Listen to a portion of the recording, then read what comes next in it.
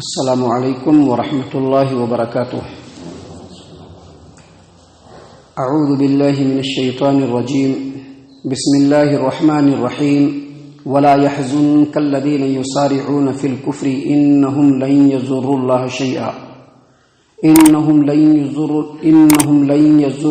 شيئا يريد الله الا يجعل لهم حظا في الاخرة ولهم عذاب عظيم۔ ان الذين اشتروا الكفر بالايمان لن يضروا الله شيئا ولهم عذاب علیم۔ اور اے نبی صلی اللہ علیہ وسلم، ان لوگوں کا کفر کے بارے میں دوڑ دھوپ کرنا یہ آپ کو غمگین نہ بنا دے۔ بے شک یہ لوگ اللہ تبارک و تعالیٰ کا کچھ بھی بگاڑ نہ سکیں گے۔ اللہ تبارک و تعالیٰ چاہتا ہے کہ ان کے لیے آخرت میں کوئی حصہ نہ ہو اور ان کے لیے بہت بڑا عذاب ہے۔ بے شک اے نبی صلی اللہ علیہ وسلم، جن لوگوں نے ایمان کے بدلے میں کفر کو خرید لیا، وہ لوگ اللہ تبارک و تعالیٰ کا کچھ بھی بگاڑ نہ سکیں گے اور ان کے لیے دردناک عذاب ہے۔ معزز سامعین کرام، سورہ آل عمران سورہ نمبر 3 اور اسی سورت سے ابھی آپ کے سامنے آیت نمبر 176 یعنی 176 177 یہ دو آیات ابھی آپ کے سامنے تلاوت کی گئی۔ دونوں آیتوں کا ترجمہ بھی آپ کے سامنے پیش کیا گیا۔ دونوں آیتوں کے اندر اللہ تبارک و تعالیٰ نے دو باتیں بڑی وضاحت کے ساتھ بیان کی ہے۔ پہلی بات یہ کہ اے نبی صلی اللہ علیہ وسلم، جو لوگ بھی اسلام اور مسلمانوں کو ختم کرنے کے لیے، ان کو تکلیف پہنچانے کے لیے، ان کو مصیبت میں ڈالنے کے لیے دوڑ دھوپ کر رہے ہیں، اس سے آپ کو بالکل غمگین نہیں ہونا چاہیے۔ اور دوسری بات اللہ تبارک و تعالیٰ نے یہ بیان فرمایا کہ جو لوگ بھی اسلام کا اور مسلمانوں کا کچھ بگاڑنا چاہ رہے ہیں، وہ ان کا کچھ بھی نہیں بگاڑ سکیں گے۔ معزز سامعین کرام، سب سے پہلے یہ بات خوب اچھی طریقے سے سمجھ لیجئے کہ نبی اکرم صلی اللہ علیہ وسلم کے زمانے میں نبی صلی اللہ علیہ وسلم اور مسلمانوں کی جماعت بہت زیادہ بڑی نہیں تھی، لیکن اس کے باوجود اس زمانے میں جتنے بھی کفار و مشرکین کی جماعتیں تھیں، وہ تمام کے تمام مسلمانوں کو، نبی اکرم صلی اللہ علیہ وسلم کو، اسلام کو مٹانے کے بالکل در پہ تھے۔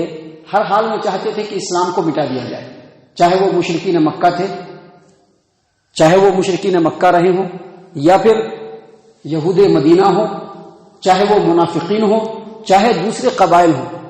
تمام لوگوں کی یہی چاہت تھی، ان لوگوں کی کمپلیٹ یہی کوشش تھی۔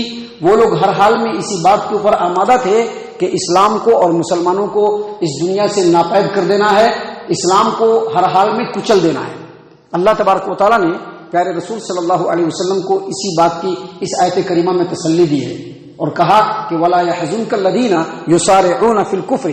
اے محمد صلی اللہ علیہ وسلم، جو لوگ کفر کے بارے میں دوڑ دھوپ کر رہے ہیں، یہ چیز آپ کو غمگین نہیں بنائے، کیونکہ یہ لوگ اسلام کا، مسلمانوں کا، آپ کا کچھ بھی بگاڑنے کا اختیار نہیں رکھتے ہیں۔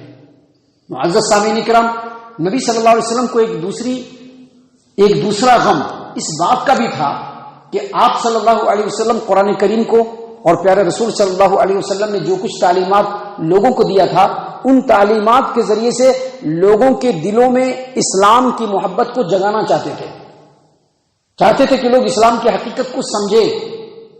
جو گمراہی کے راستے کو ان لوگوں نے اختیار کر رکھا ہے، اس گمراہی کے راستے کو وہ لوگ چھوڑ کر کے اسلام کے راستے کی طرف آئے۔ ہلاکت اور بربادی کے راستے پر وہ لوگ جو جا رہے ہیں، وہاں سے وہ لوگ مڑ کر کے اللہ تبارک و تعالیٰ کے امن و سکون کی پناہ میں آ جائے۔ لیکن کفار و مشرکین سمجھنے کے لیے تیار نہیں تھے، جس کی وجہ سے نبی صلی اللہ علیہ وسلم کو اور زیادہ غم تھا۔ نبی صلی اللہ علیہ وسلم کو قرآن کریم کے کئی مقامات پہ اللہ تبارک و تعالیٰ نے اس بات سے بھی تسلی دی اور کہا کہ دیکھیے، آپ اللہ تبارک و تعالیٰ کی بات کو لوگوں تک پہنچا دے رہے ہیں، آپ اللہ تبارک و تعالیٰ کی تعلیمات کو، اللہ تبارک و تعالیٰ کے پیغام کو، صراط مستقیم کو لوگوں تک پہنچا رہے ہیں۔ آپ کا کام صرف پہنچا دینا ہے۔ وہ لوگ نہیں مانتے ہیں، اس کے لیے آپ کو غمزدہ ہونے کی ضرورت نہیں ہے۔ آپ کا کام یہ ہے کہ آپ حق بات کو لوگوں تک پہنچائیے۔ آپ نے اگر بات پہنچا دیا اور اس کے باوجود انہوں نے اس کو ایکسپٹ نہیں کیا، تسلیم نہیں کیا، تو کل قیامت کے میدان میں آپ کی کوئی ذمہ داری نہیں ہوگی۔ محترم سامعین کرام، انہی باتوں کو بیان کرتے ہوئے اللہ تبارک و تعالیٰ نے ان دونوں آیات کے اندر بیان فرمایا کہ وَلَا يَحْزُنْكَ الَّذِينَ يُسَارِعُونَ فِي الْكُفْرِ، اے محمد عربی صلی اللہ علیہ وسلم، یہ لوگ جو کفر کے بارے میں دوڑ دھوپ کر رہے ہیں، کوششیں کر رہے ہیں، یہ چیز آپ کو غمگین نہ بنائے. إِنَّهُمْ لَن يَضُرُّوا اللَّهَ شَيْئًا، بے شک یہ لوگ اللہ تبارک و تعالیٰ کا کچھ بھی نہیں بگاڑ سکیں گے. کیا مطلب؟ اللہ تبارک و تعالیٰ کو تو کوئی کچھ نہیں بگاڑ سکتا ہے. یعنی اللہ تبارک و تعالیٰ نے جو دین نازل فرمایا ہے اس کا بھی کچھ نہیں بگاڑ سکتے ہیں وہ لوگ. اور پھر آگے اللہ تبارک و تعالیٰ نے فرمایا یرید اللہ الا یجعل لهم حظا فی الآخرہ، اللہ تبارک و تعالیٰ تو یہ چاہتا ہے کہ ایسے لوگ جو فرعون صفت لوگ ہیں، ایسے لوگ جو نمرود صفت لوگ ہیں، ایسے لوگوں کا آخرت میں کوئی حصہ نہ ہو اور ان کے لیے بہت بڑا عذاب ہے. اس کے بعد پھر اگلی آیت کریمہ میں اللہ تبارک و تعالیٰ نے اسی بات کو ذرا دوسرے انداز میں بیان کیا. اللہ تبارک و تعالیٰ نے فرمایا ان الذین اشتروا الکفر بالایمان، وہ لوگ جو ایمان کے بدلے میں کفر کو خرید لیے ہوئے ہیں، بے شک وہ لوگ اللہ تبارک و تعالیٰ کا یعنی اللہ کے دین کا کچھ نہیں بگاڑ سکتے. اور آگے فرمایا وَلَهُمْ عَذَابٌ أَلِيمٌ، ان کے لیے دردناک عذاب ہے. محترم سامعین کرام، دو آیات اور دونوں آیات کا معنی اور مفہوم اور جو تفسیر ہم نے آپ کے سامنے بیان کی ہے، اس کی روشنی میں ہم آج کے دور میں بھی کئی باتیں سمجھ سکتے ہیں. پہلی بات یہ کہ آج کے دور میں بھی جو مسلمانوں کے خلاف، اسلام کے خلاف جس طرح سے مختلف ملکوں کے اندر اور خود ہمارے ملک عزیز کے اندر جس طرح سے جو مشرکین ہیں، جو اسلام کے دشمن ہیں، ہجوم کر رہے ہیں، جس طرح سے اسلام کے ارد گرد گھیرا ڈالنے کی کوشش کر رہے ہیں، جس طرح سے مسلمانوں کو مجبور و بے بس بنا کر کے بالکل صفحہ ہستی سے ناپید کر دینا چاہتے ہیں، جو صحیح معنوں میں مسلمان ہیں ان کو ڈرنے اور گھبرانے کی ضرورت نہیں ہے. ان کو ڈرنے اور گھبرانے کی ضرورت نہیں ہے.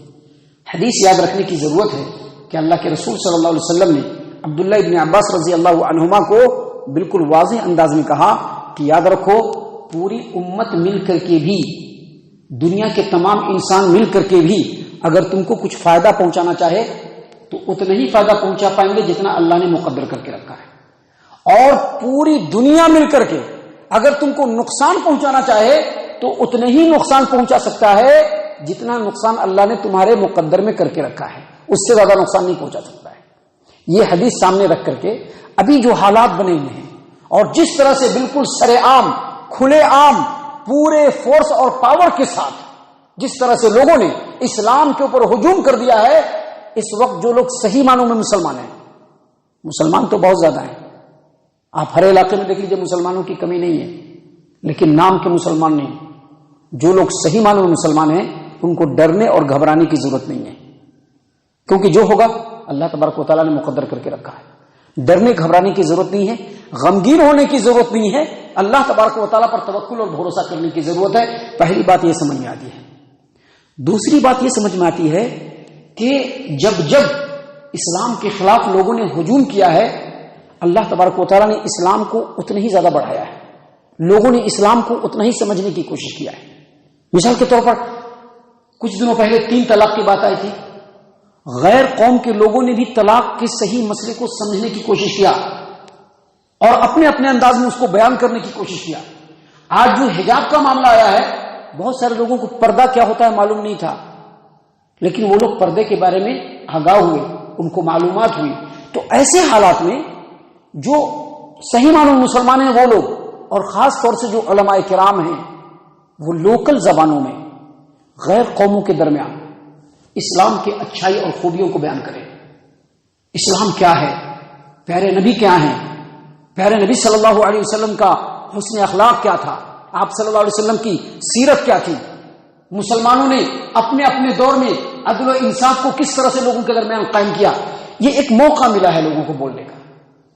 اس طرح سے لوگوں کے درمیان چاہے جس انداز میں، چاہے سوشل میڈیا کے ذریعے سے ہو، چاہے کسی اور ذریعے سے ہو، یا پھر لوگوں کے درمیان جا کر کے ہو، یا پھر جو لوگ اپنے دوست اور احباب ہیں ان سے ملتے وقت اسلام نے جو کچھ لوگوں کے لیے بہترین تعلیم قرآن کریم کے اندر اور نبی صلی اللہ علیہ وسلم نے اپنے تعلیمات کے اندر بیان فرمایا ہے، اس سے لوگوں کو آگاہ کرنے کی کوشش کریں. ڈرنے سے، فکر کرنے سے، دین کو چھوڑ دینے سے، اللہ تبارک و تعالیٰ نے جو احکام نازل فرمایا ہے اس سے روگردانی کرنے سے کچھ بھی فائدہ نہیں ہونے والا ہے. سب سے پہلے غم نہیں کرنا ہے، دوسرا اسلام کی خوبیوں کو لوکل زبان میں لوگوں کے سامنے، غیر قوموں کے سامنے بیان کیجیے، تاکہ اسلام کی خوبیوں کو وہ سمجھے، جن کے دلوں کے اندر اچھائی ہوگی، جن کے دلوں کے اندر اچھائی کو قبول کرنے کی طاقت و قوت ہوگی، وہ لوگ ضرور ایکسپٹ کریں گے۔ تو ان چیزوں کو سامنے رکھتے ہوئے تمام معاملات میں بالکل صبر اور ثابت قدمی سے ابھی صحیح معنوں میں جو لوگ مسلمان ہیں ان کو آگے بڑھنے کی ضرورت ہے۔ اللہ تبارک و تعالیٰ سے دعا ہے کہ اللہ تبارک و تعالیٰ ہم تمام کو ان تمام باتوں کے اوپر خوب غور و فکر اور تدبر کرنے کے ساتھ ساتھ ان باتوں کے اوپر عمل کرنے کی توفیق عنایت فرمائے، آمین۔ اللہ تبارک و تعالیٰ ہم تمام کو صحیح معنوں میں پکا سچا مومن مسلمان بنائے، اللہ اور اس کے رسول صلی اللہ علیہ وسلم کی اطاعت و فرما برداری کرنے والا بنائے، صحابہ کرام رضی اللہ عنہم کے طریقے پر چلنے والا بنائے، جنت الفردوس میں جگہ عطا فرمائے۔ اے اللہ ہم تمام کو جہنم سے پناہ دے، اے رب العالمین ہم تمام کو جہنم سے پناہ دے، اے اللہ ہم تمام کو جہنم سے پناہ دے، آمین یا رب العالمین۔ وما علینا الا البلاغ المبین۔